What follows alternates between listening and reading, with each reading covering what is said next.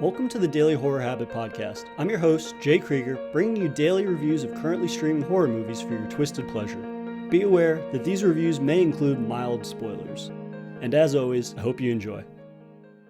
Starting over can be tough. There's nothing like starting fresh in a foreign city with no friends, no support system, and no clear plan for the future. It's an arduous task that for most results in a headache like no other. And in Sarah's case, it isn't until she's settled into her new home that her predicament turns hellish. Currently streaming on Netflix, writer and director David Marmer's directorial debut, 1BR, puts a young woman's plans for a fresh start in the crosshairs of a cult-like community.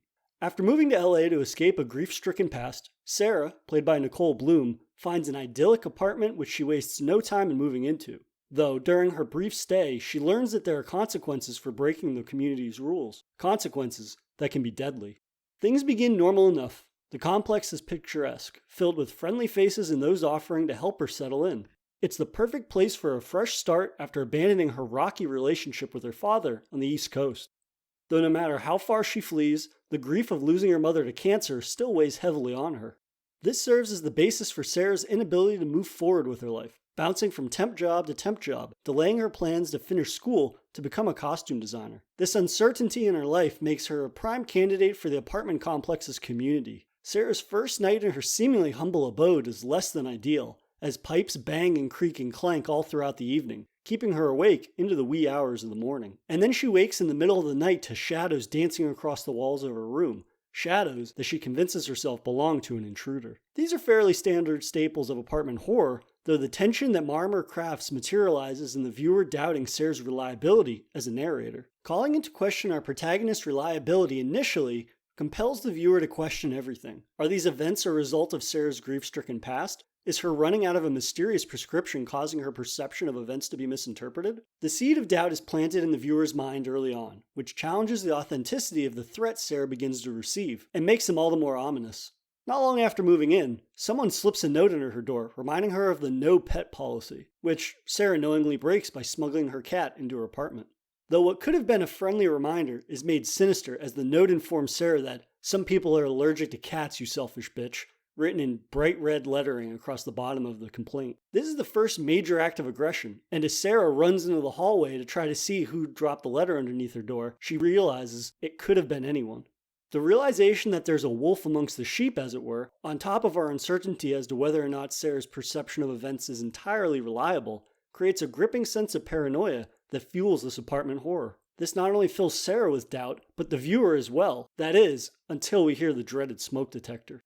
Sarah is suddenly woken in the middle of the night to her smoke detector blaring. As she investigates the kitchen, she sees smoke billowing from her oven, and another letter is placed atop of it, reminding her she's in violation of her apartment's pet policy. And when she looks inside the oven, I'm sure you can guess which furry friend is barbecuing.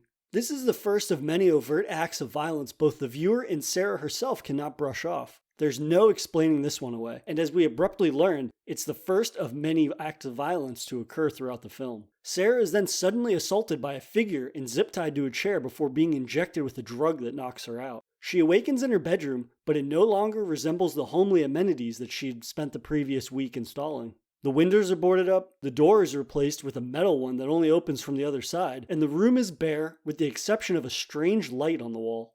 Sarah learns that the complex's community is much more sinister in its construction than she realized. The entire community of the complex is a more modern take on a classic cult, replacing the Bible with the Community Standards book, which details the pillars that their twisted society is built upon. The community's leader informs Sarah that she must be conditioned if she wishes to live amongst them, and that they're doing her a favor as this process will expel her shortcomings and grief. This reconditioning involves Sarah placing her palms on a wall with her legs backed away so she's pushing against it, a position she must hold for hours at a time. The disturbing implications of a woman being held hostage and forced to essentially stand as if she's about to be subjected to a cavity search has disturbing implications, but Marmer smartly makes the conditioning trial about breaking willpower rather than going down a sexual abuse avenue that the viewer can't help but assume it's headed down. This subversion of the expected allows 1BR's premise to shine in its disturbing psychological examination of how creating the perfect community can become so fucked up so quickly.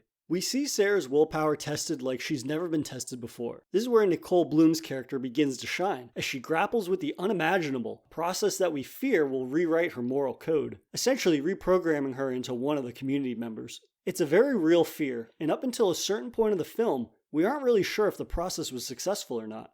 A good portion of the middle act revolves around her being reconditioned and the mental and physical toll that she endures. Marmor makes use of this minimalist space through a disturbing portrayal of both Sarah's declining mental and physical state. As the physical task of her standing in the position becomes unbearable, she's informed that they're going to help her to stay upright. Though in typical fashion of cult-like communities, their idea of helping is a perverted misnomer, as Sarah's hands are literally nailed to the wall to ensure she isn't able to fall over again. She even begins to hallucinate her rescue from her father, who, quote-unquote, uses the pipes to speak with her, before tearing off the window barricades for her to escape. This results in a sickening escape attempt where she rips her nailed hands from the wall, only to see the barricades have remained in place, and that there is no true escape from this hell. And then, just when it seems as if she cannot survive another moment, Sarah's welcomed into the good graces of the community. They claim that she's ready for more responsibilities, though that which the community sees as a positive, we see it as Sarah's journeying farther down the rabbit hole. There's a drastic change in the second half of the film that does a terrific job of never allowing the film to outstay its welcome. As the first half is a tense and inquisitive examination of Sarah's being the victim, her joining the ranks of the community puts her in a position of power, as well as giving the viewer a look behind the community's inner workings. This portion of the film answers many of our questions regarding how the community operates and its purpose, but also, this part of the movie feels fresh compared to the well-executed on, but fairly simple premise of the film. We're shown the ins and outs of the subtle, but torturous ways in which the community broke Sarah's willpower before they revealed themselves to her. And just as Sarah begins to fall for the community's brainwashing, she's given a front row seat to the fate of those who grow elderly and can no longer contribute to the society.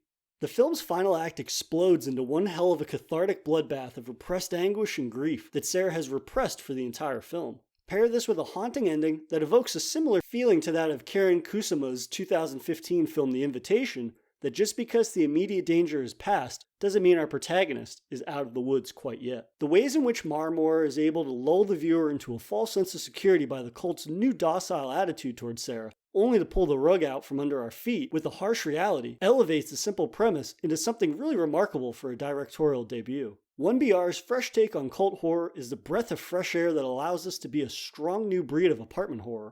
Its scares aren't from the 1,000-year-old spirit haunting the halls. It isn't about the mass serial killer hiding amongst the tenants. It's about being chosen, broken, and forced into a servitude way of life that once you outstay your welcome, your eviction isn't just from your unit, but from this earth. I highly recommend 1BR to fans of both apartment horror as well as cult horror movies, as it's a strong blending of the two genres. So be sure to check it out while it's still streaming on Netflix. And that'll do it for another episode of Daily Horror Habit. I'll see you guys tomorrow for another Daily Horror movie review.